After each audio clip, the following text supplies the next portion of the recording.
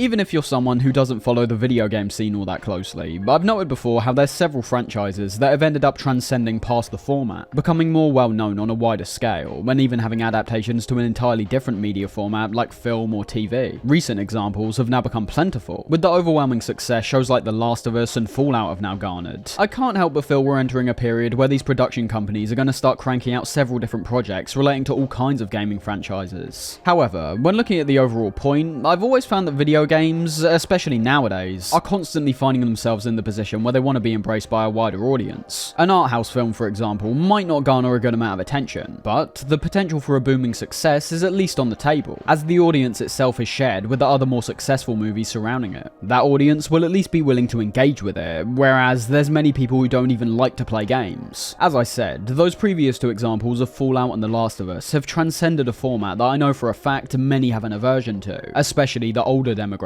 But make no mistake, there are some instances, some pretty rare ones I should add, where a video game franchise manages to become widely known to all demographics while staying inside its lane of being purely a video game. And what's usually seen as the most significant example of this is the Grand Theft Auto games. Now, if you've seen my 9-hour GTA retrospective, you'll be very clued up on what this franchise is all about. But to give a very surface level evaluation, the GTA games have always been focused on three main components: exploration, mayhem, and freedom. I put the GTA series beside the likes of Mario, Zelda, and Doom as being one of the most influential pieces of gaming media ever created. However, the side effect of this reality is that when you witness something this innovative and original, you're inevitably going to have a knock-on effect where onlookers are inspired to create something similar. Some will be outright unoriginal. Take the true crime games, for example, a series which imitated the GTA formula so closely that even Rockstar themselves openly mocked it with a certain billboard in San Andreas. Others, however, attempt to add their own unique spin to things, an important factor when it comes to setting yourself apart from not only the originator, but also the several other clones surrounding it. And in my opinion, it's the Saints Row franchise that easily did the best job at carving out its own path, and creating its own identity entirely separate from Grand Theft Auto. Created by Volition, and being published by THQ and subsequently Deep Silver, I find Saints Row to be such an interesting series to observe, and that's mainly due to the nature in which it progresses with each new release. If you look at Volition's entire catalogue, you may notice some other games that you've either heard of or even potentially played before. The two most notable releases being The Punisher, which has attained a pretty strong cult fanbase several years after its release, and also Red Faction Guerrilla, a game that's typically seen as far and away the best game in the Red Faction franchise. And if you've seen or played these two games, you'll know that words like violence, chaos, and destruction are essentially synonymous with how they've been designed. And while this does translate to the Saints Row franchise, it's something that only becomes increasingly more intense and grandiose with each release. Starting with Saints Row 1, however, this is pretty much the only game in the series that appears like an outright GTA clone, and I'm pretty sure the larger fanbase also agrees with that sentiment. This is a game where an identity is attempting to be established, but when you think of the bigger picture, it does make quite a bit of sense why it does appear so generic. For one, this was Volition's first open world game, so you can naturally assume this was likely a much bigger undertaking than they'd ever been used to up to this point. In terms of gameplay, while they're working off the initial foundations that Rockstar set up, we have to bear in mind that Volition also has to implement these gameplay systems in a satisfying way, and you've also got to understand that even if they wanted to do something significantly different to what GTA was doing, it was ultimately a much wiser move in hindsight. While sequels weren't guaranteed at this point, Volition appeared to take the approach of getting people initially interested by staying very close to the GTA formula that's proven to have worked for Rockstar, before then getting more wild with things after they've actually established a fanbase. Now, with all that being said, Saints Row does actually end up doing something quite a bit different to the GTA games right when starting a new game, and that's how we're given the option to create our own main character, as opposed to most of Rockstar's games, which puts us in the shoes of a set protagonist. Much like many other game series that include character customization, like Dark Souls or The Elder Scrolls, this immediately becomes a staple. It's not really a Saints Row game if you're unable to create an absolute freak of nature. And even all the way back in this first iteration of the player creation, I think it's pretty good. Essentially everything in relation to the features on your face and body are handled with sliders. You move each individual slider to the right or left, and typically what you'll see is that when you move to the right, something enlarges, and when you move to the left, something shrinks. Now, I've never been huge on character customization to begin with, if I'm being honest, predominantly because of how it has no effect whatsoever on the gameplay experience. And while I treat Saints Row's player creation in the exact same way as every game that features this, that being to create some kind of strange abomination, I am at least incentivized to spend a bit more time engaging with it. Reason being that compared to a game like Dark Souls, which has you create a character before having it be entirely covered by the many different pieces of armor that you can find, Saints Row puts your character on show to a far greater degree. We get tons of cutscenes where our character's the highlight of the scene, and even in the later games where our face can be covered up by hats and masks, we'll eventually see how the customization's expanded to an even greater extent to make that less of an issue as well. Sticking with Saints Row 1, however, I wouldn't say I'm particularly impressed by what's on offer with the player customization, but in no way am I disappointed. The amount of sliders that relate to many of our different features is broad, presenting a level of variety that will more than likely result in most players' characters looking substantially different to each other. There's basic and advanced options when it comes to several of these features, and while I appreciate the higher degree of customization, I will always be of the belief that when I'm at the point where I'm customizing things like my ear longitude and eye depth, these can oftentimes feel so irrelevant that I wouldn't miss them whatsoever if they were excluded. They might be useful if you're actually trying to create a character that looks accurate to how you look in real life, but outside of that, in my case, they're usually just another option to make my character look a bit weirder than they already do. And as you could assume, you've also got things like your hair which you can mess about with in terms of its style and colour, as well as other features like our weight and skin colour. The only real downside to all of this stemming from the lack of any presets for our facial features. Working purely off sliders can be somewhat annoying and pretty overwhelming at times. Presenting a selection of presets, even if that's just a small number, will definitely give those players who are relatively uninterested more incentive to engage with it. From there, we reach the opening of the game, and it's one that could either work to the game's benefit or detriment, depending on how you are personally perceiving this game. And that's mainly because it ties directly back into the rather generic exterior we've witnessed. This game was released only 2 years after GTA San Andreas, a game that set itself apart from all the prior entries by focusing a whole lot more on ideas like gang culture. And although GTA has always been a pretty bizarre and silly game series, much like Saints Row is, the writing has always been excellent at tackling genuinely deep and mature themes, while keeping the tone light. I wouldn't say Saints Row is the opposite, but I just find that oftentimes there's nothing to say whatsoever. The emphasis on gang culture in San Andreas leads to discussions of poverty, racism, and police brutality that all spur on the violence and crime scene within it. There's a purpose as to why it's being focused on in that case. There's several overarching messages that are intelligently being commented on. The story in Saints Row, that, as I say, is heavily revolved around the conflicts between several different gangs, is basically like if you remove all the satire and commentary from San Andreas, leaving you with a storyline that appears bland on the surface, and hasn't really got that much to say at all. I will say though, I haven't got that much of a problem to be honest, as once again, I don't particularly see the narrative as being something that Volition was going to live and die by. As we'll see in the future games, Volition for the most part has always appeared very aware of what they're creating, and while they don't outwardly mock these earlier game storylines, it appears very obvious to me that the majority of their efforts are once again being put elsewhere. The general plot is this: after getting rescued by a guy called Julius, the leader and founder of the 3rd Street Saints gang, you end up joining them, and after a short tutorial sequence that shows off several of the game's mechanics, we're presented with a few different characters like Lynn, Troy, and the best of all, Johnny Gat, which is basically where the game opens up, giving us several different quest lines that have us going after many different gangs, with separate characters helping us out along the way. That's the main thing about this game, however, which also applies to the second game somewhat, which has me going back and forth as to how I feel in regards to how the experience is structured. Essentially, you can boil down the gameplay of Saints Row into 3 main categories. You've got the main missions that give us cutscenes that push the story forward, as well as having us interact with several main characters we meet along the way. You've then got the activities, which we'll get into in a second, and then you've got the free roam open world gameplay, where you can go around causing as much chaos as you want. Focusing on the free roam gameplay first, as this gives us the opportunity to also observe the world, and the many different stores contained within it. This part of the game is exactly what you'd expect from a game trying to emulate GTA. You can run around shooting civilians in the face, steal their cars and run them over, blow them up, and the more chaos you create, the more attention you get from the lore. There is a slightly new variation to the whole wanted system that GTA popularized, where as you can see on the map, it's not just the police that can start pursuing you, but also any of the rival gangs that you disturb as well. I'll be honest though, it hardly changes anything. At most, it just means more enemies are coming after you. I wouldn't say any of the gangs behave all that differently to each other, and I suppose that goes for all the enemy AI at large. Not particularly intelligent, and incredibly unrealistic when it comes to their own well-being. We're dealing with drones here basically. These guys are always going to be charging right towards you, or standing around aimlessly firing. When it comes to our environment, I feel that especially when it comes to open world games, the main factor towards one succeeding lies in how it holds up the more time you spend in it and the more you explore. Because we're obviously talking about both the level and world design when it comes to open world games. Linear games tend to be designed in a way where you could have a wide open city laid out in front of you, but no way to access it. In an open world game like this, that wide open city has to look good, not just when looking from afar, far, but also up close. And on top of that, it also has to be designed in a way that feels satisfying to play. I'd say that I found Saints Row's open world to fall in line with everything else we've discussed so far. Perfectly average. I found cruising around the world quite satisfying. There's some standout landmarks scattered throughout, like certain bridges and towers that caught my eye, and the manner in which we travel to these locations feels relatively smooth. Sometimes with open world games that are poorly designed, you're always having some kind of obstacle thrown in your way, or constantly running into dead ends. That's not really the case here. While our traversal can sometimes be a tad boring, the way in which the roads are laid out and how the vehicles themselves function ends up making the exploration side of the game pretty enjoyable, both on foot and in vehicles. One aspect that ties into the slight boredom, however, especially when driving, is the rather intense pop-in we see as we make our way throughout the city. Whereas in the GTA games, for example, where you're having to be constantly aware of how and where you're driving, so you don't crash into any oncoming vehicles. I never really found that to be a concern here because of how empty some of the roads were. Saints Row 1 and 2 were one of the very few games I've seen feature V-Sync options on console, but I'd say there's a good reason as for why they're here. In the short period I played without them on, the screen tearing I witnessed was plentiful, and genuinely quite distracting. But my biggest issue is that even if they are on for both gameplay and cutscenes, the promise of providing a more stable frame rate was shown to be entirely false. I play both Saints Row 1 and 2 on console, unlike the other games which I played on PC, mainly because Saints Row 1 was never released on anything else, and 2's PC port is absolutely horrendous. These are two games that are in desperate need of either a remake or remaster, because when it comes to performance and how low the frame rate sometimes gets, they essentially feel archaic. With all that being said though, I still find the general exploration to be fine. Despite some of the FPS issues, Saints Row 1 is in no way an eyesore. In fact, I'd say in a stylistic sense, I actually found it quite refreshing to experience, due to how the later games not only appear incredibly similar, but also develop this more unrealistic, cartoony look that I didn't find all that appealing. It should also be noted that the environment itself is genuinely quite varied. The part of the map we start the game off in, for example, is a section that appears rather uncared for. Many of the houses have their doors and windows boarded up. Graffiti covers pretty much every wall imaginable, and on the whole, there's just a level of dirt and grime that riddles this section. This is contrasted well when it comes to the proper city part of the world. That dirt and grime may still be found in parts, but is noticeably toned down. Instead of those boarded up houses and shops, you've got massive skyscrapers and fancy restaurants. I like it, but again, I don't particularly find any meaning in this stuff outside of simply presenting variety, which is fine of course, but in showing us these things, I can't help but feel any kind of commentary, perhaps on the different social classes that make up the city of Stillwater, might have enhanced the narrative and the world overall. On the other hand though, the writing in this game doesn't fill me with a lot of hope that they'd offer anything all that unique or interesting, so maybe it's best that visual variety is all they really went for. So, we've got this wide open city to explore, but what is there to actually do in it? Well, on the free roam side of things, you've got a certain number of stores you can enter, but I wouldn't let the map fool you into thinking they're all drastically different. I think the map in this game is great, because as you're able to see, every single store, activity, and mission is not only color-coded, but is also highlighted prominently as well. On top of that, for almost all the Saints Row games, there's an attempt to present a sense of discovery to these things by having the different icons appear as question marks until you actually journey to them. And while I think that's a great idea in theory, this actually ties into one of my biggest complaints in terms of the series at large, and it's an issue that I theorize could have perhaps been one of the main reasons as to why Saints Row's downfall was inevitable. Starting off, you'll be heading around the map discovering these initially hidden shops and activities, and you will genuinely be finding new ones consistently for a period of time. However, with there only being 16 different shops in the game, you'll eventually begin stumbling upon the same ones time and time again, revealing the content within the map to be a bit more padded than we originally thought. You've got to bear in mind as well that out of these 16 unique shops, 5 of them are clothing stores. And as I've said before when it came to the GTA games, while I like the idea of having different stores providing different kinds of clothing, in terms of convenience, it's just slightly annoying. It seems a bit pointless to travel all the way across the map to another clothing store when I'm already standing in one that's merely providing separate outfits. On the whole though, I am happy with the stores we've got here, as they essentially cover all bases, while mainly linking back to the style of our character once again, with there being a wide range of clothing that can also be heavily customized when it comes to things like what color they are. You want to change your hairstyle? Go to a barber's. Want some new guns? Go to a gun shop. While I stand by the fact that the map can appear slightly padded once it's all revealed, I do understand that a large reason as to why there's so many repeats will also be down to convenience. Saints Row 1 does have a fast travel system, however, it's nowhere near as convenient as hailing a taxi and being brought directly to where you want to go. Instead, there's several train stations around the map that you can travel to, which, while being somewhat helpful, I also found to be rather ineffective compared to simply staying in my vehicle and driving to a location myself. Ultimately though, there's a lot to get involved in when it comes to free roam, and many stores that'll effectively use the money you attain when doing missions and activities. players. Talking of the activities, however, I've always seen these as arguably Saints Row's most unique characteristic, both in terms of how they function themselves, but also the significant role they play in furthering the story in the first couple games. Not all that works to the game's advantage, I might add, but inherently, I love the idea of these. While I do love the freedom these open world crime games give the player, allowing them to cause huge amounts of mayhem and chaos, you'll oftentimes find that players want something more than simply that. There's a reason these games feature missions, for example. Although the open world chaos is arguably the game's strongest trait, it's also one that could quickly become tiresome if not supplemented with additional, more objective-based moments. And where most of the activities lie is somewhere in the middle of an outright mission and the free roam chaos. There's technically 11 to choose from in this first game, and I say technically because one of them, that being Loan Shark, isn't really an activity at all. And there's also Chop Shop and Hitman, which are far more open, essentially boiling down to checklists that we can gradually tick off anytime we please. The other 8, however, all focus around one sole objective, which will obviously vary depending on what activity you're doing, which upon completion will reward you with a certain amount of money and a certain amount of respect. Some of these are rather standard. Racing, for example, has you competing with 3 other cars to see who can reach the finish line first. Snatch has you going around picking up certain targets and taking them back to a certain point. And even ones that appear slightly more unique, like Escort, where you have to drive a client around while sheltering them from incoming paparazzi, ultimately just boils down to driving around for a while until you win. There are some absolute highlights, however, that unsurprisingly crop up time and time again in future releases. I'm talking about ones like Mayhem, which has us going around causing as much destruction as possible while being handed weapons and grenades with infinite ammo. Demolition Derby can also be great fun, with the title once again essentially explaining exactly what you do in this one, that being to smash into vehicles until they explode. The best of all, however, which I think remains the case for essentially all of the Saints Row games, is the activity Insurance Fraud, featuring a simple concept, much like all of the activities here, of having to deal as much damage to ourselves as possible. It's the manner in which this is executed that's the highlight though, requiring us to goofily enter a ragdoll mode and dive into as much oncoming traffic as we possibly can. While I still find this activity to be the best one in the series, with Saints Row 1 I can only really attribute my praise of it to the concept. Not only do I think Insurance Fraud becomes infinitely more insane and ridiculous with each updated version, but I just don't think the version we get in the first game is all that good, to be honest. I found the traffic too often dodges out the way, and even when colliding with it, the actual effect, while still being pretty hilarious, is nowhere near the level of ridiculousness we eventually end up seeing. Now, the activities are a constant throughout the Saints Row series, a staple that I would never want to see be removed. However, I would be lying if I didn't say that I wish they were gone about in a slightly different manner, especially in these first 2 games. We've already established how the 11 activities in Saints Row 1 are boiled down to 8 in actuality, and my biggest issue comes from how important they are towards progressing the main story, as well as the repetitiveness that can set in very shortly after tackling each activity. The first of these issues ties into the respect bar I mentioned. To access the next story mission, you have to fill up your respect bar each time, with there being a counter that appears on the bar itself, letting you know how many times you filled it up.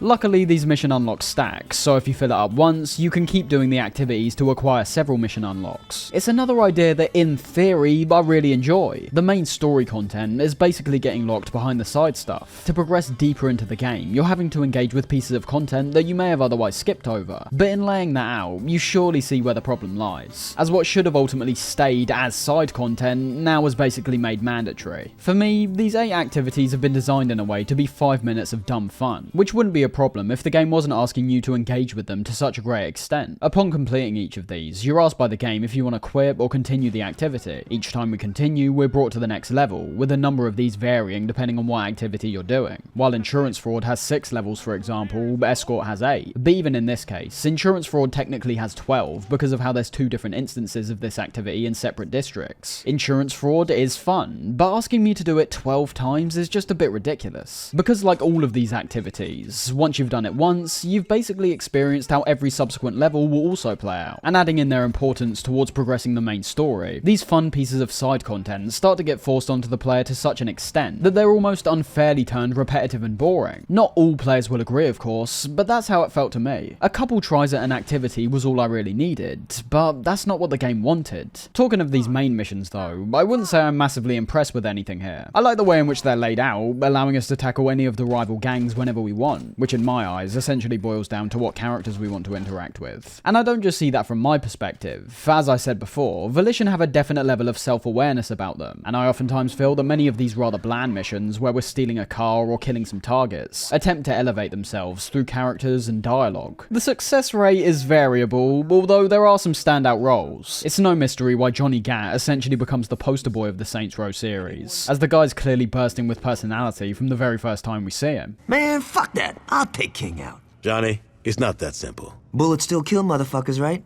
Doesn't get much simpler than that. Keith David puts in a great performance as Julius, but as I said from the start, we're right at the very beginning of the franchise, and it appears they're still trying to find their footing and decide what its identity will actually be. This results in a storyline that I yet again have to merely describe as rather bland. Moments I look forward to, like interacting with Gat, can be cancelled out by an objective that has us performing almost the exact same task we did in the previous one. The writing didn't capture my imagination whatsoever. While I have my own personal grievances with how the storylines are carried out in the future games, at the very least, they end up working off a unique personality and tone that I directly associate with the Saints Row games. There's nothing particularly wrong with hearing these discussions revolved around taking down certain gangs, and how those gangs themselves are dealing with the situation. It's just nothing I haven't already seen before, and as you would have heard, this also translates to most of the missions too. Whether it be killing enemies, blowing up stuff, or tailing a vehicle, Saints Row 1's biggest flaw when it comes to the missions is how unoriginal, and as a result, unexciting everything is. When you're asking me to save up mission tokens to access these story missions, but I'm expecting something quality in return for my efforts, and I'd have to say that more often than not, I was left rather unsatisfied. Not because the missions themselves were really doing anything wrong, but because they're hardly doing anything at all. All in all though, I'd have to say that Saints Row 1 is a fine start to the series. In fact, it's probably better than that. While my evaluations over the game may have seemed rather negative, don't mistake that with me thinking the game is overall bad or underwhelming. The time I spent playing did not feel wasted. As a fan of these games, it was interesting to see where certain series staples were initially founded, and how they differ to what we see in the future. While most elements of this game are essentially inferior to what we get in the upcoming games, the original foundation is something that I think should never be ignored. If we don't get the insurance fraud activity, or Johnny Gat in this first game for example, we likely wouldn't have them at all. And those two elements in themselves are things that are already laying the seeds to how the series would eventually present itself. For as over the top as the GTA games had been at the time of Saints Row 1's release, I'm not sure we'd seen anything as goofy as a full-on side activity solely based on hurling yourself at moving vehicles while going full ragdoll mode. Those silly elements are integral towards Saints Row's future success, and it's the key characteristic towards setting itself apart from not only GTA, but also the other GTA clones surrounding it. And I'd say this can be felt strongly when coming into the game's sequel, Saints Row 2. While the game's exterior may initially seem like we're simply in for more of the same, you'll see from the opening moments how much more the goofy elements are played up. This translates to the game at large, but just using this initial cutscene as an example, we see two cops talking about how we've awoken from a coma after somehow surviving the ending of the first game where we initially thought we were blown to pieces. Outside a few characters in the first one, most conversations were handled rather realistically. If you saw some gang members sat round a table having a discussion, even if someone gets a bit heated, it's still rather low key, and the dialogue was written in a way to accompany that. As we'll see, Saints Row 2 and beyond are essentially the opposite of low key, and the dialogue accompanies that reality as well. So whereas you may have had a normal conversation between these two cops in the first game, here you instead get one of them informing the other about how their wife is cheating on them, and how their daughter's obsessed with Aisha, who we met in the first game. My wife's cheating on me with an alto exec, and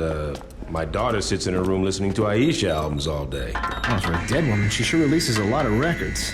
No shit. That isn't just a normal thing to come out with. And to be honest, even though Saints Row 2 still has one foot in reality compared to every other game past it, we're heading way more into ridiculous territory right from the off. Just like last time, we start the game off customizing our character. Most of the same options we saw in the previous game return. However, they definitely do a better job this time round at compartmentalizing all the different sliders, compared to last time where there were perhaps one too many different tabs. The biggest addition here is easily the personality tab, which now allows us to customize things like our facial expression, several taunts we're now able to use in-game, and biggest of all, our voice. What I wouldn't do for a decent pint around here. Our character does actually talk in the first game, but very, very sporadically, and this changes big time in Saints Row 2. While I understood the intention of hardly having the player talk in the first game, being an attempt to have the player themselves connect deeper with their avatar, by avoiding any dialogue or characteristics that may differ from what what they actually feel. Voiceless characters will never not be awkward, unless an explicit reason is given as to why they're voiceless. Now, I wouldn't say the voices here are great, to be honest. I always find myself going with the English guy, mainly because of how hilarious it sounds to me. But in practice, I actually found it had the opposite effect of what I just mentioned. Whereas it would seem like a voiceless character would have an easier chance to serve as a mirror for the player in real life, I found myself connecting far more with the voice character in this game, purely because he at least now had some form of personality, one which they express both in cutscenes and frequently in the gameplay as well. Saints Row 2 gets off to a good start in terms of mission variety, whereas one of my biggest issues in the first game was how similar essentially all the main missions were. We start the game off breaking out of a prison, where although you could say what we do for most of it is the same as usual, that being to kill enemies, the setup itself is noticeably unique. Something I perceive as a rather big drawback to the game, however, is also exposed during this opening section, and that's the recurring performance issues we experienced from the first game, and also what appears to be a downgrade in graphical fidelity. In terms of performance, just look at this sequence when we're shooting at the cops from the back of the boat.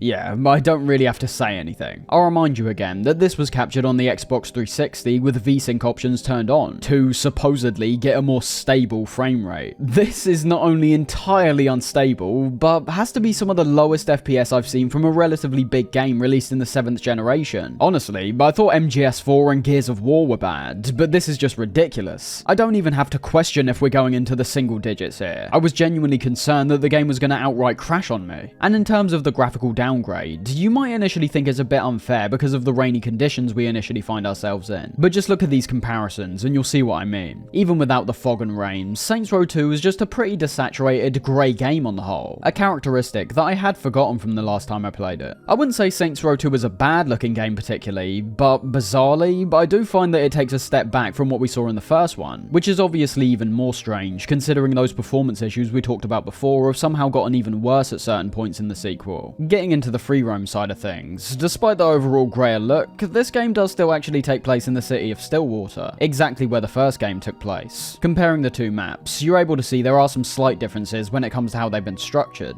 However, the overall point is, we're back in the same place as before, and to be honest, I haven't got a problem with that whatsoever. I enjoyed exploring Stillwater the first time round, and it appears that with some new textures, some structural changes, we essentially get a new coat of paint that's the same colour as the last coat. More of the same, but fresher and livelier than before. In terms of the open world itself, I can feel this very strongly when it comes to elements like the pedestrians we can interact with. In the first game, unless you were literally hitting them in the face or firing a gun, they would take no notice of you whatsoever. Saints Row 2 civilians feel a lot more alive. Their reactions towards what you're doing account for a larger amount of scenarios, compared to just having them run away when being hit in the face. I get enough shit at home. I'm taking all my pent-up rage out on you.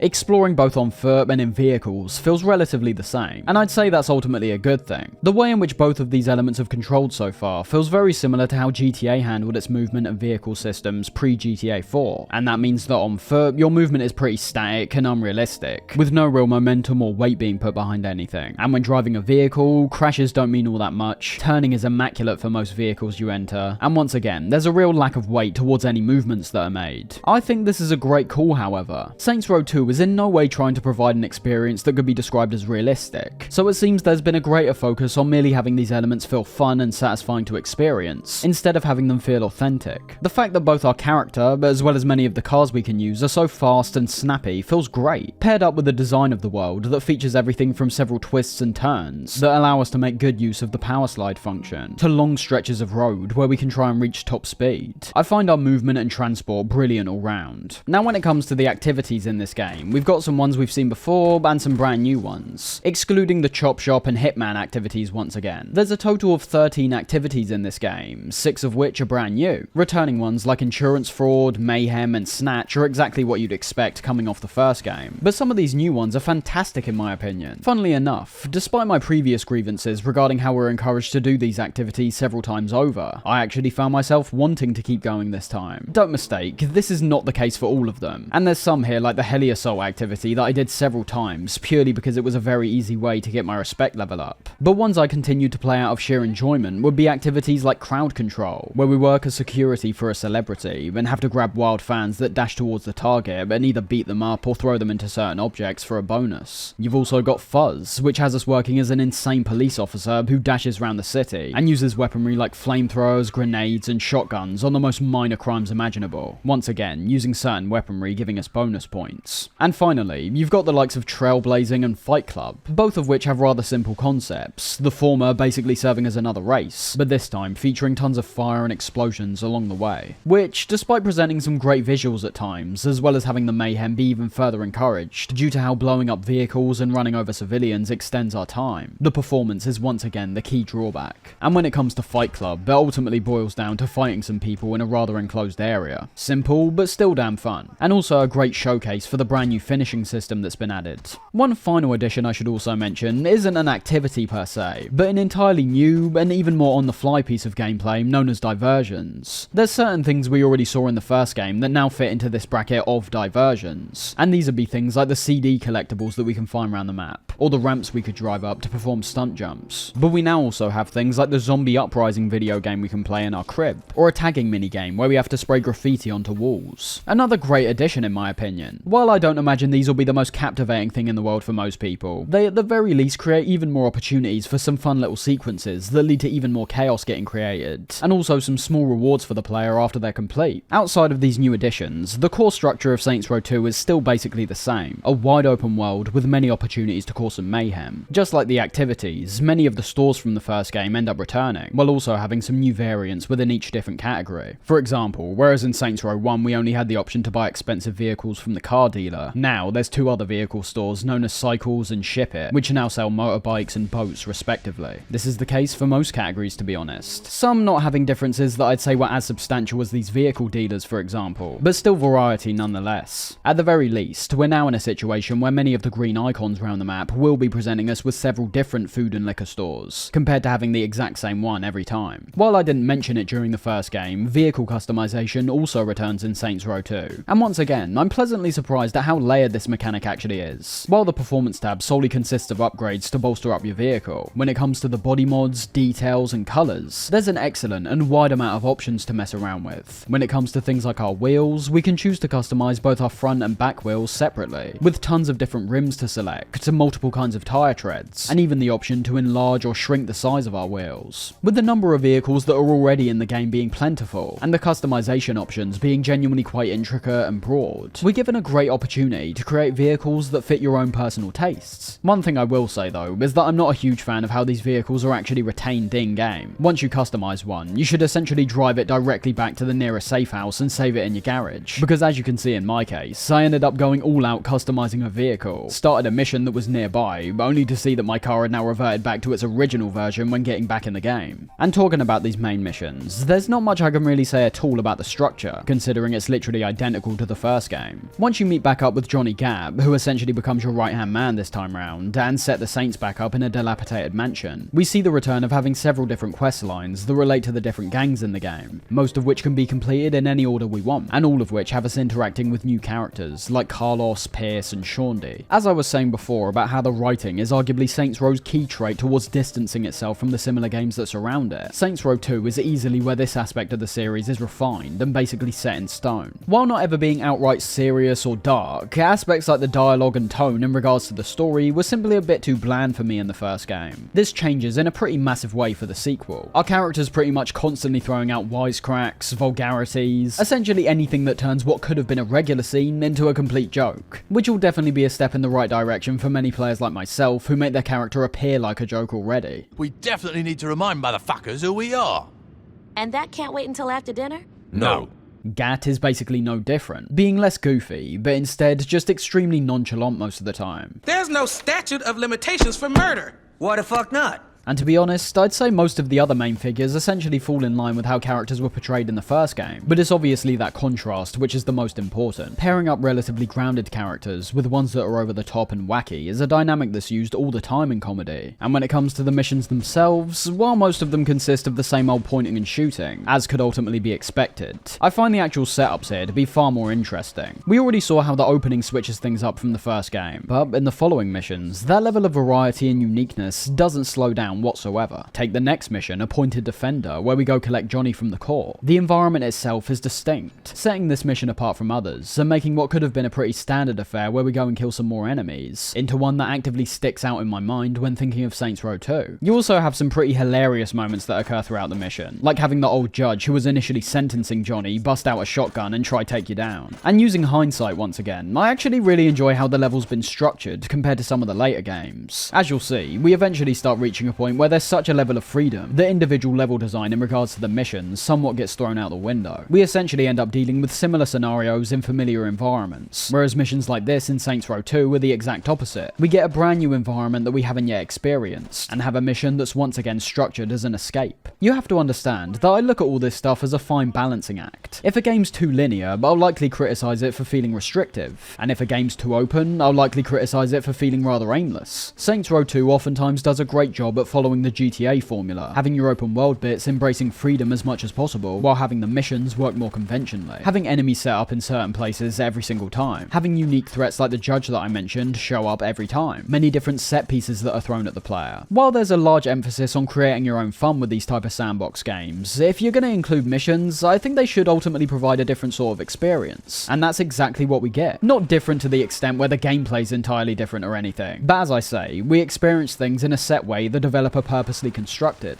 I didn't actually discuss the gameplay much during our time talking about Saints Row 1, and I suppose there is a reason for that. What you see is what you get with the Saints Row games. There's not really any deep mechanics when it comes to combat or gunplay. Whatever gun you're using, whether it be a pistol, shotgun, or SMG, all you've got to do is lock the enemy in your sights and pull the trigger. The head is obviously the most effective part of the body to target, resulting in the enemy dying instantly, but realistically, when it comes to things like accuracy and damage outputs, I never really felt any kind of preference when it came to our weaponry. Much like GTA once again, it seems they level the playing field intentionally so we have the freedom to handle situations however we please. There was a good deal of variety when it came to the weapons in the first game, with several types of weapon in each separate category, and as I say, due to them making even the weakest of each category still be very effective when going up against enemies, there's no issues in terms of not having the right weaponry for a certain job. As you might expect, Saints Row 2 presents this same level of variation to its weapons. The most notable new additions, however, definitely come from our ability to not only dual wield certain weapons, but also to pick up items from around the environment and use them to fight. And while I say they're the most notable, that should ultimately inform you of how similar the gameplay actually is to the first game, because outside the higher ammo pool, I mostly found dual wielding to be a more stylistic addition, which is perfectly fine, as dual wielding for me in games has always been 99% about appearing badass. And despite the nice dynamic element this introduced when allowing us to pick up stalls and hit our enemy with them, using our guns is still definitely the best way to go in most cases. So on the whole, the gameplay's what I describe as perfectly functional, but not much more than that. I've been making comparisons to the GTA games several times throughout this video, and although I do ultimately prefer the combat system featured in GTA 4, which came out in the same year as Saints Row 2, I can't deny that there's a whole lot more creativity going on. Because of the less realistic nature of the game itself, with enemies ragdolling all over the place and vehicles exploding with the most minor amount of damage coming to them, there's a massive weight lifted when having to not work within the confines of realism, and I think they take full advantage of that. On the whole though, I see Saints Row 2 as another massive success for the series. As I've stated, they work off the foundations that were set up in the first game, retaining elements like the emphasis on gang warfare and building up the Saints, but they show in this sequel that they're not afraid of going off the beaten path, going all out with certain ideas they may have merely flirted with before. I'd say from this point that with every new release, the idea of building upon the previous foundation is something that's integral towards how the series progresses. Keep in mind, not all these innovations that are made will be successful, but you'll see in a second with Saints Row 3 that they most definitely looked at the goofy elements within 2 and decided to amp them up even more. All this being said, however, I've spent most of my time talking about this sequel as an outright comedy, and while that is true, it does rarely take itself seriously. I do also want to say that there is moments in the story that go for something a tad more impactful. With all the surrounding quirkiness, I imagine the effect will vary from person to person, but it should be noted that because of factors like these, I debatably think Saints Row 2 could be the most well-crafted entry in the whole series. Is the story Oscar-worthy? No. Is the gameplay incredible? Nah, not really. Are the graphics even improved? Well, they might actually be the worst in the series, to be honest. But it's less about all these individual elements for me. It's more about how they all coalesce and create an experience, and let's not forget, a world that a player can find themselves getting totally engrossed in. As I said, the world itself feels more alive. There's more things to do when roaming around. Elements like the respect system have been refined, so I don't have to do the same activities over and over again. I can very much see why Saints Row 2 arguably remains the fan favourite, as although it's lacking the same degree of polish as the future entries, it's got boatloads of character, satisfying gameplay, some great individual missions, and as we'll see in Saints Row 3, huge amounts of potential for even more development in the future. Fast forwarding a few years to the release of Saints Row 3, which now actually refers to itself as Saints Row the Third, the opening text crawl tells you pretty much all you need to know in regards to how goofy we're going in this one. They're referencing 2001 with the music, doing a satirical version of the Star Wars intros, and the written passage itself is one that's filled to the brim with expletives, absurd plot developments,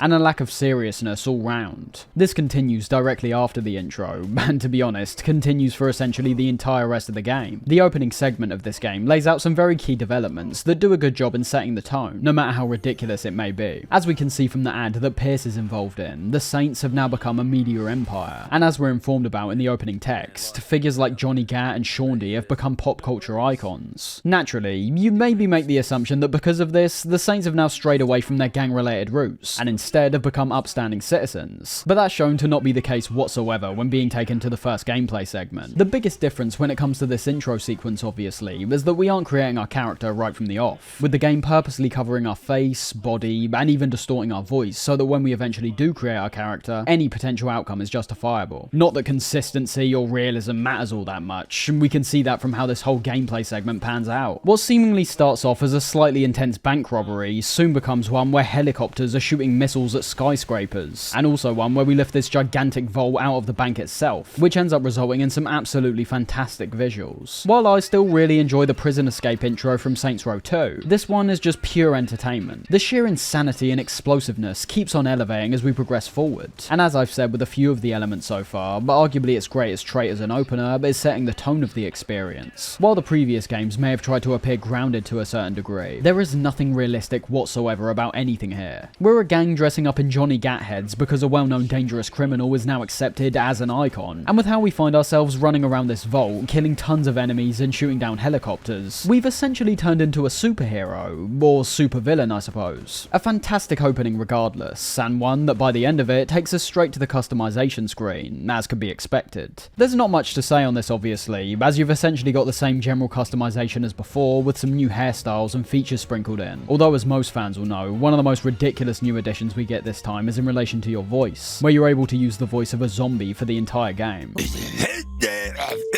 And that should tell you a lot about how the game feels in regards to its story, cutscenes, and dialogue really. When not using the zombie voice, our character can come out with some pretty humorous lines from time to time, but what they're essentially telling us by featuring this voice is that, don't worry, you're not really missing out on anything, or at least I think that's the case. When coming out of this screen, it's revealed we've been captured by a gang called Morningstar. This single mission does a good job in showing the new kind of philosophy that's now been applied to the main missions in this game, and it's one that fits right in line with how I personally enjoy missions in open world games to be handled. Yes, I understand the want to utilise the massive sandbox environment you've created to its full potential, but especially when it comes to Saints Row, you've always had the side activities that I think serve that exact purpose. What we see in this game, however, are missions that oftentimes find themselves being quite a bit more linear. Just like you saw in the opening, many of these now feature standout set pieces that can't be experienced anywhere else. And while you could say certain setups and objectives in previous games could be described in a similar fashion, too many of those worked off the same principles that also apply to the open world. It's a pick your poison kind of situation, and I understand both sides. Just like how I get why there's people who want to see the return of the more open mission design from games like GTA 3, I also get why others would much rather stay with the more tightly structured missions like in GTA 5. Saints Row 3 oftentimes gets the best of both worlds if I'm being honest. You get your missions that are very out there and are a one-of-a-kind experience across the game's endurance, and you've got others that are much similar to the previous games, where we go and kill some people, or go and blow up some vehicles. But even then, because of aspects like the significant visual upgrades we see when it comes to most of the textures and effects in this game. It makes those missions even more appealing to me this time round, as they've managed to reach a point where a good piece of destruction or simply an explosion never gets old. Anyways, I love how this game starts. As if the bank heist wasn't over the top and intense enough, the mission that follows shows us diving out of a plane, firing at multiple enemies that come diving after us, before then jumping back into the plane to kill more of the people inside, and then eventually reaching the ground level. This is where it should be said that we no longer find ourselves in Stillwater this time, but instead a city known as Steelport. And to be honest, even though the structure of the world is obviously quite a bit different compared to the differences we saw in the previous two games, I've never felt like this city feels all that different. I'd argue this stems more from certain design principles compared to anything else. The Saints Row games most definitely have a look, and that's a very good thing, as it makes them distinct. When you show someone a screenshot from Saints Row, whether it be the world, the UI elements, or even character models, anyone who's played or seen these games before should be able to identify the series in question. I wouldn't say Stillport is any great deal larger than Stillwater, which is odd, because in terms of design principles, Saints Row 3 usually goes in the opposite direction. Most things in this game are bigger, and because of how they've been implemented, luckily oftentimes better as well. In terms of the city, while you've still got many of the same general sections, like the poverty-stricken areas, the suburbia, the inner city featuring massive skyscrapers with tons of glitz and glam, I do feel like they've been dampened to a certain degree. But while I've never been absolutely blown away by what we see in Stillport, it's undeniable that Volition have once again created a rather diverse environment that feels well and truly lived in, both in terms of the visual design of the city itself, as well as the people that live within it. Something that I felt particularly strongly in this instance was a real sense of personality coming from many aspects, which had the excellent side effect of genuinely immersing me into the game at points. While I could see many players getting immersed in the first couple games, and perhaps even more immersed than here, I once again have to say that because of how similar I found parts of the world to be to other games I played before, it was never an issue of me getting sucked out of the experience, but more an issue of me never truly getting sucked in to begin with. Stillport, on the other hand, wears its identity on its sleeve. The setup of the Saints being celebrities is used to great effect, where as you can see, we've got tons of gigantic billboards showcasing members of our gang, as well as our drink, Saints Flow. You'll find several Planet Saints clothing stores around the map now, and even when it comes to other characters outside the Saints, you'll see in the case of the antagonist, referred to as Killbane, we even see him crop up on several billboards and advertisements as well. Saints Row will always be seen as a GTA clone, there's just no getting away from that. But I think they go to even greater lengths in this game compared to what we saw in Saints Row 2, to distance themselves from that label. The characteristics that make this series unique are put on show from start to finish, and while this isn't gone about in a subtle manner, because hardly anything is with this game, it still works really well for me. I will say though, regardless of scale, fidelity, or any of that stuff, I also find it undeniable that Stillwater is far superior in terms of its unique landmarks. I've seen many fans criticize Stillport when comparing it to Stillwater due to how the previous map was so much more diverse, and I would likely have to agree with that sentiment. There's nothing quite like the Prism, for example, in Saints Row 2, an area of the map I've always found genuinely quite intriguing with how it's located on its own unique island that either requires you to fly, swim, or sail in, and then upon exploring it deeper, there's the possibility to find hidden passageways and little secrets, which give even more depth to the environment. But I understand the point some fans make about almost every single street we turn down feeling the exact same, because especially when you're in the heart of the city, that may as well be the case. You're oftentimes surrounded by these enormous skyscrapers, without much variation or unique structures for us to observe or interact with in between. So despite not feeling like too much of a massive jump from what we'd already seen with Stillwater, I still think Stillport is great. But as always, what's a sandbox without some fun things to do in it? Well, the formula of open world Mayhem remains relatively untouched, with only new weaponry, improved visuals, and new areas providing anything in the way of being new. But as the saying goes, if it ain't broke, don't fix it. Many of the activities we've seen before return, however, many also don't for whatever reason. And while I think it would have become slightly overwhelming if they merely added more and more without stripping some out along the way, it's more an issue of which ones are removed. Saints Row 3 for me only has one new standout activity, and that's Professor Genki's super ethical reality climax, with this activity throwing us into an in-world game show, where we have to go through a few different areas killing enemies while shooting certain signs for bonus points and health upgrades. In practice, it's nothing too different to what we're already doing most of the time, to be honest, but it's more the exterior elements like the areas we make our way through, as well as the whole game show aesthetic, with some loud, extravagant commentary following our actions, that makes it feel like a worthwhile inclusion. Outside of that, the only two new activities, excluding the Tiger Escort and Cyberblazing, which can only be experienced in specific missions, are Guardian Angel and Tank Mayhem. Guardian Angel having us shoot enemies with rockets to protect a target, and Tank Mayhem, well, you already know what you'll do in that one. Some of my personal favourites like crowd control, fuzz, and fight clubs have now been removed. The closest we get to fight clubs now are the gang operations, where we have to kill a small number of enemies in a certain location. But I'll be honest, it is a stretch even trying to make that comparison. The other two are literally nowhere to be seen, which is a big shame due to other ones which return here like snatch and trafficking that I feel would ultimately run their course already. The best part of these activities for me is their ultimate irrelevance towards progressing the main story forward this time, and I think they find a fantastic workaround for this. Instead of forcing the player to go and activate all these same activities themselves and perform them several times over to unlock the next mission, they instead integrate the activities into the missions. Missions are now activated from the menu screen, with the more characters we meet unlocking new quest lines. Just like before, but a bit more linear. Many of the missions that are tied to particular characters are basically not missions whatsoever. You simply get thrown into an activity with some pretty basic setup to justify why we're doing it. And as simple as it may sound, that is damn near perfect in my opinion, as you really are getting the best of both worlds. You're experiencing the activities while not being forced to experience them. And because we can activate these missions whenever we want, there's no need to repeat them several times over if you don't want to. You're given a taste, and thus the same kind of incentive to engage with the activities, while entirely removing the importance of the respect bar and the mission unlocks. You might be thinking though, what's the actual point of the respect bar this time then? Well, this now follows a far more conventional route of working as experience points. You get enough respect, you reach the next level. As you level up, you can unlock many different abilities, upgrades, and bonuses from the menu screen, with the upgrade screen giving another brilliant incentive in itself, as it's not purely leveling up that unlocks these new skills. You've also got to pay for them with cash, with some of these costing quite a bit. It should be said that upgrades were also in previous games, however, these were directly tied to completing missions and activities, an approach that I once again understand, despite ultimately preferring the manner in which it's carried out here. Saints Row 3's gameplay may initially appear on the surface as not being too dissimilar to what we've already witnessed in the past two games, but just like most things, there's a certain degree of wackiness introduced that just raises the sheer insanity we've seen before to even greater heights. It's important to know that a lot of this stuff can actually present itself solely in the missions. As I've said, the manner in which they're carried out is far more linear, and because of that, there's gameplay opportunities that are now presented which are a bit more finely tailored.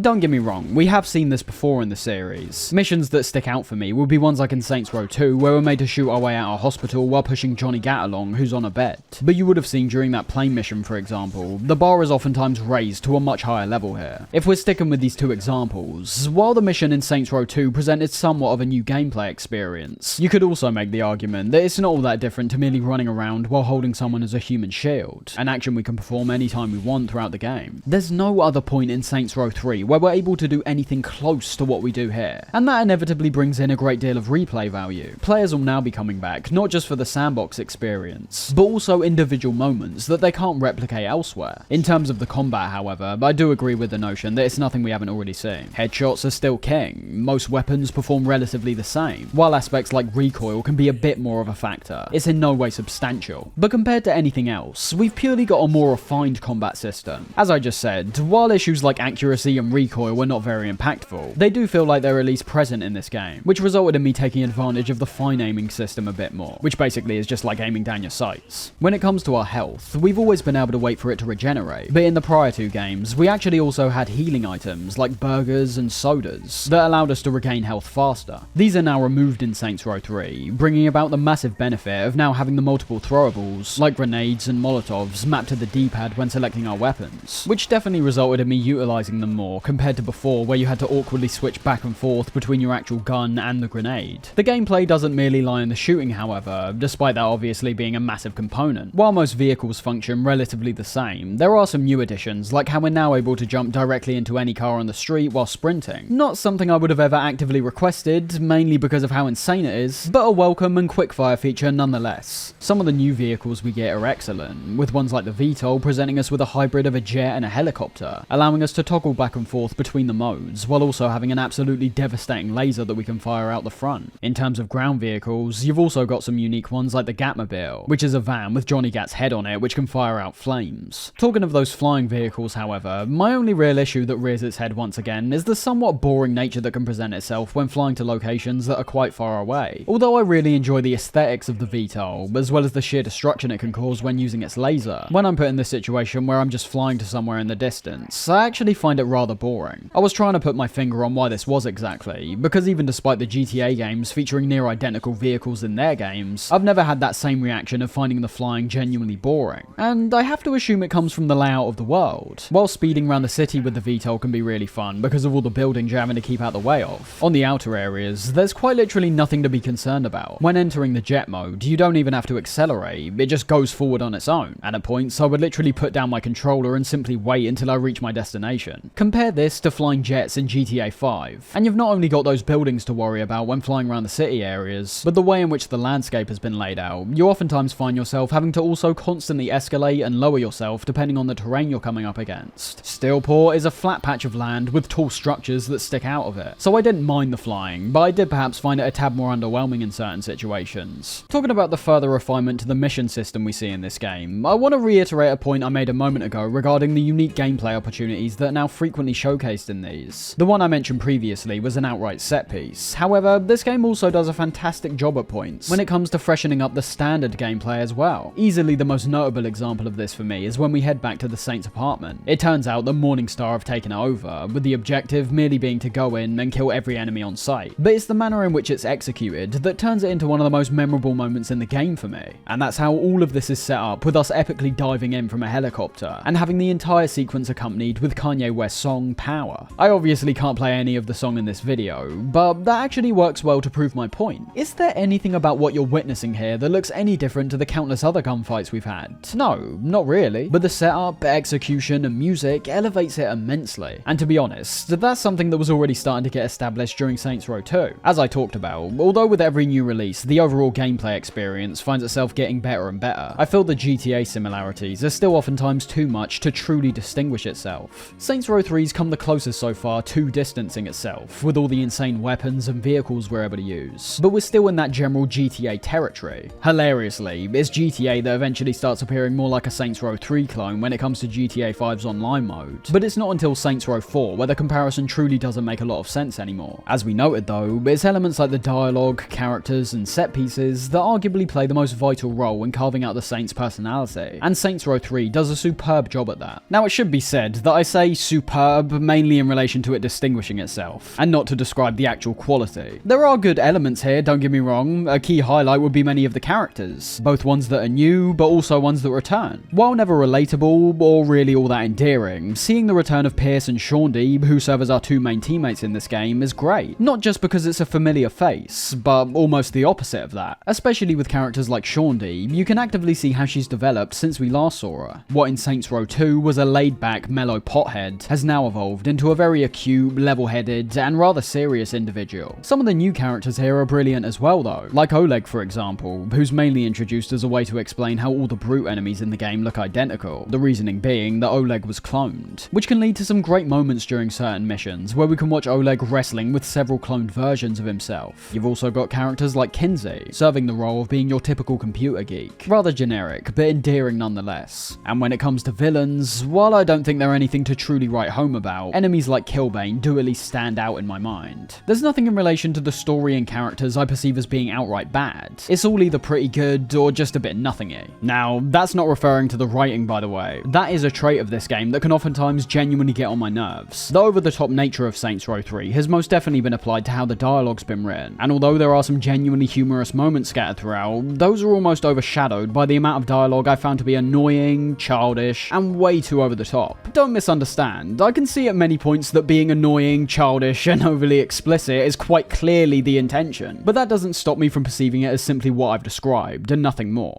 Yeah, look, I feel kind of weird having a conversation like this. Totally agree. We should be using like that Navajo code dialect. Fuck him. Who the fuck does this prick think he is? Viola, is this the kid you were talking about? Bert fucking Reynolds? It relates back to that difference I talked about when it comes to how GTA and Saints Row handle their stories and themes. GTA is filled to the brim with some really bizarre stuff, but much of it's played out in a very grounded manner, and in pairing up the ridiculous with normality, you can get some really funny moments. There's always been a level of intelligence that I've appreciated in GTA's writing, and Saints Row is like the polar opposite of that. I am never questioning things like what themes this game is commenting on, because it's clear to see that Saints Row 3 focuses so much more on getting cheap laughs, compared to looking at anything bigger. All that being said, there's nothing wrong with what I've currently described. What mainly annoyed me throughout my time with the game is the extent to which this dialogue's thrown at us, and simply the fact that much of the comedy appeared like it was trying way too hard. If you've ever watched a stand-up comedian who essentially goes up on stage and swears for 2 hours, it's exactly like that. The intelligence I referred to in GTA's writing doesn't just stem from the many satirical comments it frequently makes. It also stems from simply conveying humorous dialogue that fits with how individual characters are portrayed. I find that Saints Row 3 oftentimes suffers from what I describe as the Tarantino effect, where at times it will seem like every character is almost acting the exact same way, due to the similar jokes and quips they're constantly throwing out. You'll have some people claiming otherwise, but I do genuinely believe comedy is subjective. I've watched people absolutely die laughing at something I haven't found funny whatsoever, but in my personal opinion, whether it be a guy using auto-tune on his voice constantly, this is a rescue, right? This ain't some elaborate setup for a gangbang. Someone swearing non-stop, or a recurring joke that didn't really land the first time, there's an overly explicit, childish quality to the game's writing, and even though I see the intentionality of it in many instances, that in no way improves it to me. It's not awful, it's not great, but one thing I can't deny is that it's still one of the key traits that defines a Saints Row game as a Saints Row game. So with everything I just said, maybe what we see is the best possible outcome, who knows. Overall, I'm still a pretty big fan of Saints Row 3. The gameplay experience feels refined, and as a result, a lot more satisfying to play. When it comes to the story and missions, regardless of how I feel about the dialogue, it's undeniable that this series is now bursting with personality. Even when it comes to things like how the cutscenes are now directed in a far more stylish manner, there's an overall level of quality, polish, and character, which I think is excellent. In a gameplay sense, the missions are also now far more varied and experimental, breaking away from the gang-related roots of the series, and now presenting us with levels where we're diving into virtual reality and fighting robots with swords, or killing zombies after we accidentally cause an outbreak. I understand this won't be to everyone's tastes, especially those who are much bigger fans of how the first 2 games were handled, but the refinement, experimentation, and overall expansion is undeniable for me, even if it is different from its roots in a pretty major way. One thing to note before we move on to Saints Row 4, however, is that to set us up for what that game presents us with, we can actually look to a certain DLC questline here called Gangsters in Space. Over the course of 3 missions, we're cast in the lead role of some kind of alien attack film, where aliens come to Earth and try and kill us. As a DLC, I thought it was pretty fun. Although we're supposed to be making a film, all of the alien weaponry and spacecrafts are treated the same as everything else when it comes to the gameplay. However, for those of you who know where Saints Row 4 takes us, it's not just the ridiculousness of a questline like this that gets carried over. The game in its entirety could very well be known as Gangsters in Space, the game, as the initial idea of having a film show an alien invasion eventually becomes a reality. Saints Row 4's an interesting one, because depending on who you ask, this could be one of the best games in the series, or one of the worst. And like most things, I find myself lying somewhere in the middle, finding quite a few things to appreciate, while disliking many elements that return from Saints Row 3 that have now been amplified even more. As has been the case for the last couple games, this one starts off with another intro sequence, seeing the return of characters like Sean D, Pierce, and Kinsey, while placing us in the scenario of being secret agents taking down some terrorist organisation. Unlike the previous openings, however, I wasn't all that impressed from what we see this time round, because compared to the previous 2, which feature missions that I found to be one of a kind, the majority of this one is a pretty standard affair of clearing rooms and making our way forward.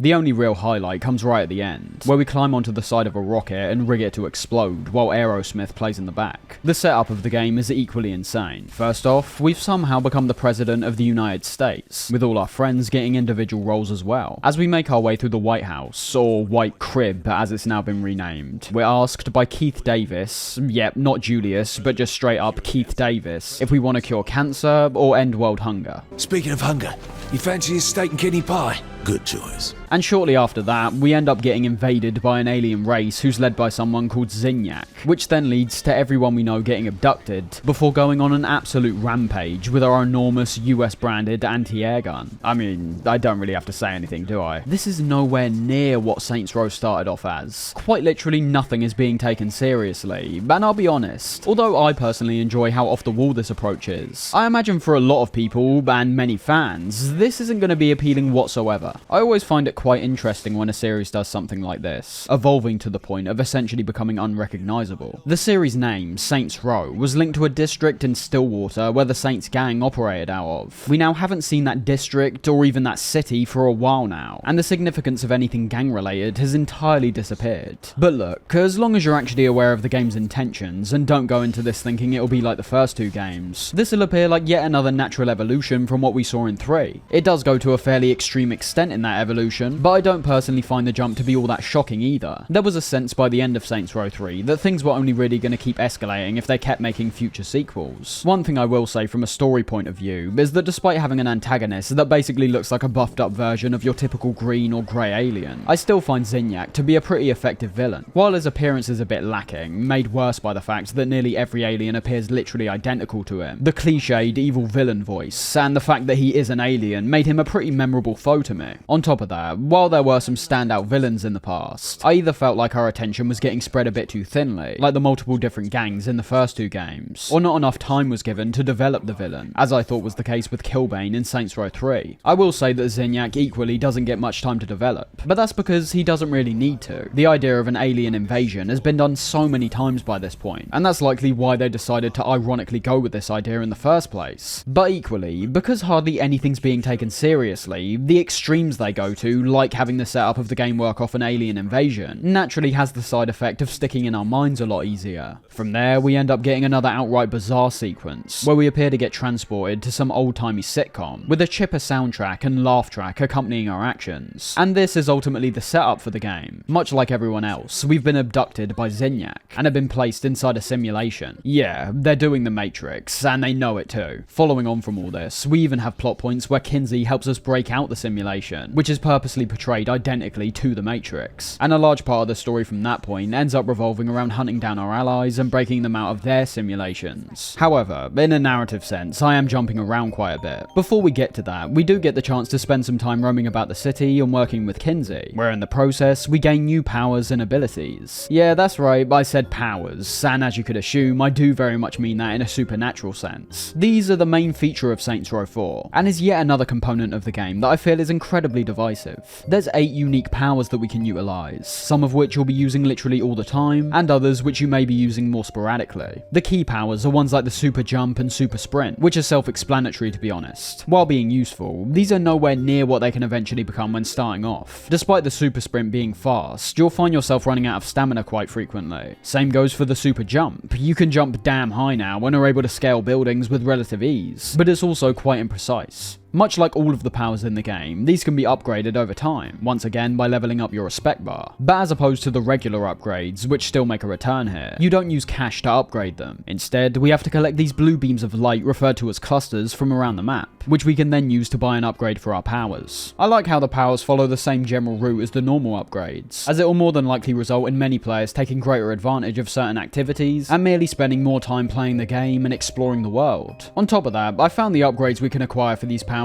genuinely substantial and rewarding. So long as you're indulging in at least some of the side content, those slight annoyances like running out of stamina and having finicky movement while up in the air end up entirely disappearing with just a few upgrades, many of which are unlocked fairly early on. If you've got an issue with these powers being here to begin with, I do understand that, especially if you prefer the first two games. But looking at them as objectively as I can, I'd arguably say that when it comes to aspects like navigating the city and having a broad, enjoyable range of options during combat, the powers without a doubt raise the gameplay to even greater heights. With this game, you have to accept the fact that they're essentially creating a sandbox where you've got all the characteristics of an actual superhero, and although we're back in essentially the same version of Stillport with some slight variations to certain areas, I had no real issues in regards to how the environment copes with these superpowers. Might sound like a bit of a non-issue, but you never really know how substantial gameplay changes like this will affect things when put in practice. Breaking all the powers down, you've got the sprint and jump, as I said. You've also got a glider which we can activate, allowing us to fly across the city at a pretty rapid rate. Through upgrades, we can eventually run up walls and dash through the air. But in relation to combat, we've also got 4 different abilities, many of which have several different elements to utilize within them as well. These are Blast, Telekinesis, Stomp, and Buff, all of which do what they say on the tin really. It's more about what element you choose to utilize alongside the ability. For example, the Blast has 4 elements: Fire, Freeze, Mind, and Control. The Blast in itself might as well just be a grenade. It's more about whether you want to set your enemies on fire, or or if you want to freeze them, if you get what I mean. These are great fun to mess around with, whether you're picking up enemies and throwing them into a truck, or stomping on the ground and watching several fly into the air. All of these powers have their own set purposes, but the common trait between them all was that the chaos is only amped up even further when utilizing them. On the whole, no matter how you feel in regards to how ridiculous and over the top the idea of superpowers are for this series, I think the way in which they've been implemented is great. I can't deny that it takes away from several key elements that we've been used to in the series. Driving, for example, was basically useless, as most of the clusters are placed on areas that require us to super jump. As a result of that, vehicle customization, while still being here, is almost entirely pointless. I have problems with many games that do this, because oftentimes what you usually see is merely an old mechanic being phased out for another. Because of how substantial these powers are, however, it in no way feels like a phasing out. It feels more like an outright replacement. Vehicles only really serve a function during the very opening stages, and from that point, there's no real reason to use them anymore. If the programming wasn't already there, for example, so that you could drive all these vehicles, I don't imagine any developer would even bother. It'd be like allowing you to drive cars in Spider-Man or Infamous. So surprisingly, I'm left with mostly positives regarding a fairly contentious aspect of Saints Row 4's gameplay. The only thing I'm kind of conflicted on is the clusters we find ourselves collecting. They're essentially collectibles, and they're found all over the place. It's hard to even run down a single street without seeing one. I'm mainly conflicted because while I personally don't mind spending hours on end collecting these, I have no problem with anyone else who has the exact opposite view. It's kind of a situation where you're looking at how the clusters themselves have been implemented, and the sizable impact they have in regards to upgrading your powers. There's nothing impressive to me about how they've been implemented. You're merely placing the same object around a world over and over again. The most praise I can give would be in relation to having the player perhaps explore parts of the map they would have otherwise not gone to, but I feel many of the missions do a good enough job of that anyway. As I said, I've clearly got that mentality of wanting to collect the next piece of candy, but for those who don't, I agree that there could have perhaps been a better way to integrate these. I mentioned in that passage how the world is basically a rehash of what we've already seen, and while that is true, I actually think it's a bit worse than that. Although I think there's the potential for that to be partially intentional due to us being in a simulation, ultimately it's pretty irrelevant. Saints Row has already shown it doesn't care about any serious degree of continuity or realism, so if we are to return to Stillport, I would have at least wanted to see an improvement from when I last visited, much like Saints Row 2 did with Stillwater. We don't really get that though. Instead, we get the same city we saw last time with some alien aesthetics slapped around. Looking up close, there are some nice details like how Planet Saints has now been renamed to Planet Zin, and I also like the many signs that are now scattered throughout the city which tells us how hopeless our cause is and how superior Zinyak is. But there's much bigger issues that get in the way of these small little details, some of the biggest stemming from the buildings, civilians and vehicles. When it comes to the visuals, I think they take the whole idea of being in a simulation and amp it up to a pretty annoying degree. I already feel there's too many effects flashing up on screen this time. Take the collection of the clusters for example. The screen entirely distorts and you get this blue glow to all the surrounding buildings. It wouldn't be that bad if you were collecting these occasionally, but this is happening all the time and is a bit of an eyesore to me. Something else I find to be an eyesore are the distortion and pixelation effects we see on nearly everything here. As I said, going up to any building, civilian or vehicle and looking at it for a second, you'll see this pixelation effect has been applied onto them. And while I obviously get the intention, I not only think these effects occur far too often, but I don't even find them visually appealing to begin with really. The best stuff visually has to come from the futuristic alien tech, although even when saying that, it's predominantly the eye-catching bright red lights we see on all this stuff, because all the structures which surround that are pretty much what you'd expect. One of the weirdest new restrictions the game places on itself is the time of day and weather. For the entire game, the time's set to night, and only after we complete the main story are we given the option to change it. I can maybe understand why this was done from the point of view that it enhances those bright eye-catching lights I just talked about, but I have no idea why they force you to play at night for literally the whole game. If the ability is there to have different times of day, why not just let the players change it whenever they want? When it comes to activities in this game, I once again find myself rather underwhelmed. The more creative side activities from Saints Row 2 still don't find themselves returning, and unfortunately, most of the new additions here are either offshoots of the Mayhem activity, with us now having ones like UFO and Mech Suit Mayhem, or instead ones that focus solely on our powers, which again is underwhelming because we essentially focus on our powers for the entire game anyway. The most I can say is that, as you could assume, insurance fraud, now renamed to just fraud, reaches its peak when paired up with superpowers, allowing us to launch ourselves incredible distances in the air. And although I would have assumed this activity would still be my favourite, I was hoping for quite a lot more, as simply reiterating Mayhem and putting in some races revolved around our jump and sprint abilities doesn't cut it for me. Outside of the activities, you've also got what I suppose could be described as diversions, but it's kind of hard to say that, considering they're nothing like the diversions we've previously seen. And unfortunately, for a game that appears to have only distanced itself from other games, these are debatably a component that have been done to absolute death. There's several of these to interact with, all being as unoriginal as the next. Whether it be the towers, which have you climbing up a tall structure to activate something at the top, the hotspots that have a similar concept but instead have us deactivating generators. You've also got ones like virus injection that just has us killing enemies, and store hacking, which is now the main way to purchase stores around the map, compared to before where we simply bought them with cash. I find quite literally none of these to be impressive. I've seen all their general concepts in other games released before, and especially in the case of something like the store hacking, you've also got gameplay that feels exactly the same as what I've played before. So the diversions are incredibly underwhelming this time round, because aside from all the ones which return like the hostage and store holdups, the additions that seemingly appear to be the most substantial but are simply too by the numbers to be even remotely impressive. In relation to the story and missions in this game, this is another aspect I'm actually pretty conflicted by, because for as many highs as I think this game has, the actual structure of the game is one that I observe as being pretty repetitive and quite lazy, to be honest. For a large part of the game, all the main missions consist of doing one thing, going to rescue our allies. So that's one thing, much like I've talked about with the diversions and activities. A general concept is getting repeated several times over, even having us return to the same bar over and over again, due to how it allows us to access the other simulations. After you complete all these and rescue everyone from Pierce, Sean Deeb, and even Johnny Gat, the game immediately starts wrapping up. Once the gang's back together, you set about stopping Zinyak and his simulations, and if you're aiming to dash to the end of the story as fast as possible, you'll find yourself completing it in a rather rapid manner as well. Now, the flip side to this is that even despite the similar concepts, I actually adore many of these missions, with some being excellent highlights in terms of the whole series, at least for me. Although I have issues with much of the dialogue in this game, simply finding it to be trying way too hard to be funny once again, the general experience is one where I found myself constantly amused. I have to assume that's mainly down to the unexpected factor that's been continually reinforced since the second game. What initially appears like a rather normal trip through this alien spaceship, for example, is made both more comical and more entertaining when the gang tune into a radio and start listening to the song What Is Love. It's something I find is both unexpected, but also entirely appropriate for the Saints series by this point. Just like we saw with Kanye West's Power in the previous game, music is once again used effectively here to elevate what's otherwise a fairly standard gameplay sequence. For arguably the first time in the series, I can confidently say that all the individual rescue missions actually feel like what a main mission should feel like. There's no repurposing of activities, or following similar outcomes we can already create in the open world. When going to break out the character Matt Miller, for example, we get a heavily expanded version of the mission he was involved in during the last game, featuring this fantastic digitized environment, while making some great references to video games of the past, like Tank for the Atari, or the many text-based adventures that were released in the 70s and 80s. But what you'll also find with many of these missions is that because you take yourself out of your own simulation, you also end up losing your powers. And what might sound like a bit of a downside considering how fun they are to use, this also provides us with the opportunity to interact with other elements that have remained fairly useless. Staying with the Matt Miller rescue, there's a period in the middle of that mission which has us racing through the digital landscape on a motorbike, the bike presenting not just an excellent Tron-esque visual touch, but it also brings more attention to our movement, as controlling where we run with our powers is much easier compared to your typical accelerating and turning when it comes to vehicles. Some of the others are just as great though, with several of these working primarily off callbacks to the past games, which starts giving Saints Row 4 the feeling of being one final send-off before the series is put to bed for good.